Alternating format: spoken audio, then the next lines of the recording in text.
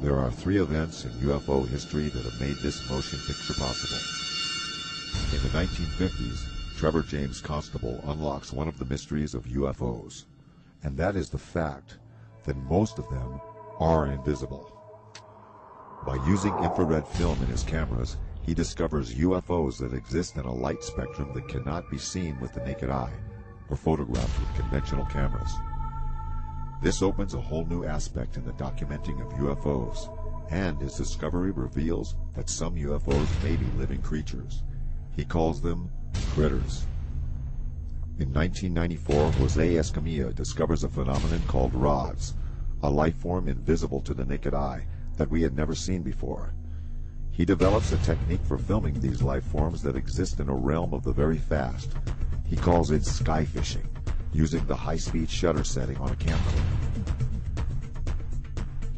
In 1995, NASA stops airing live broadcasts from shuttle missions after UFO footage has been made public, creating a controversy about how much NASA really knows about their existence.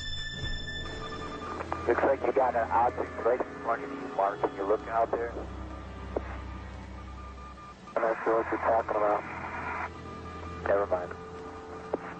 That same year, Martin Stubbs begins recording what will be 5 years and over 2,500 hours of uninterrupted live broadcasts from NASA's own downlink.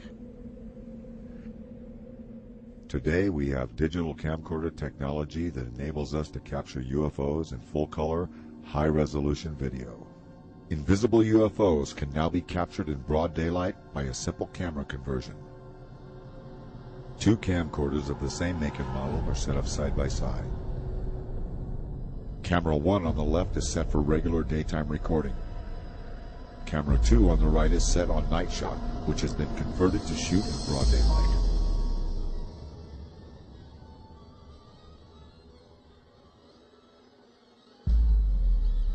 With the night shot camera on the right, a UFO that is in the infrared spectrum is clearly visible.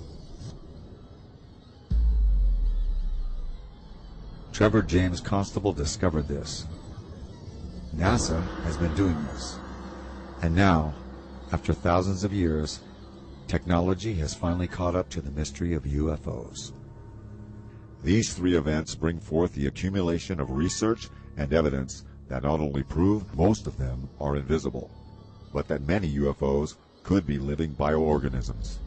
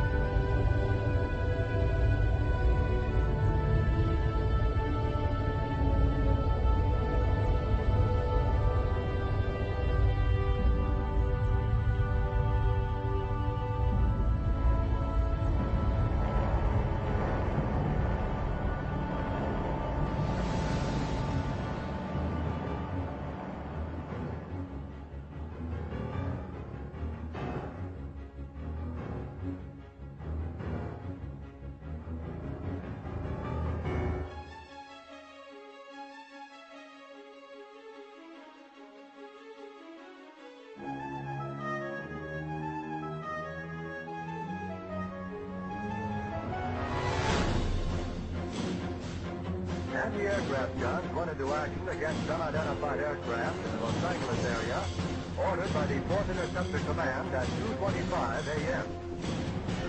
The unidentified object moved slowly down the Pacific coast from Santa Monica and disappeared south of Long Beach. Searchlights closely followed the object down the coast and kept it centered in their glare. Shells frequently could be seen bursting near the object, but none appeared to hit it. The shooting stopped about 3:30 a.m.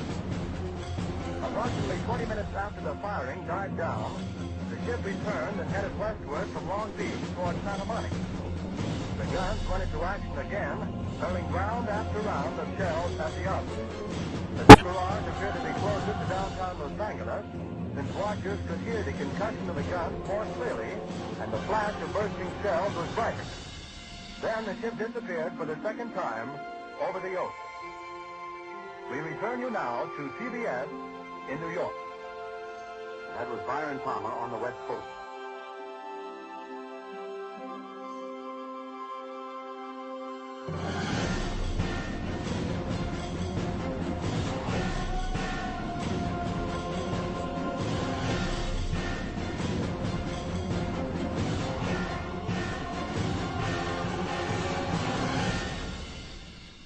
Our distinguished guest for this evening is Dr. Willie Lay.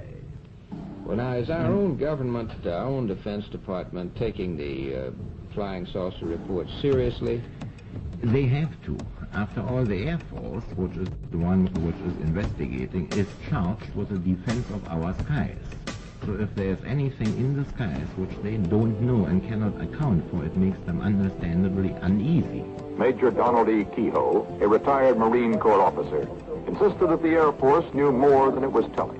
We are being observed by some type of device which is ahead of us, far ahead of us, and is probably controlled by a highly advanced superior civilization.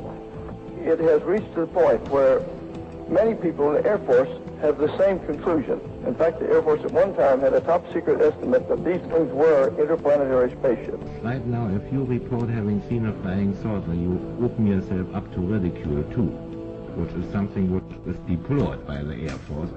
In other words, members of our audience who might, for one reason or another, see a flying saucer can make the reports to the Air Force and be rendering a service now, Yes. and not invite ridicule. Yeah. Instead of being a subject for ridicule and a big joke, actually is a serious matter which could affect the lives of all of us. Actually, most people who report a UFO sighting are patriotic citizens who have been mystified by something that they've seen, and through a patriotic sense, report it to the local law enforcement officials or to the United States Air Force base near them. The first reports were brought in by quiet and sober citizens like Frank Manor. I looked north of me, and there looked like a falling star. There, it was red and kind of coming down, and on about a 45. And so then I watched it, and I was going to see if it landed, and then maybe go down and see what it was.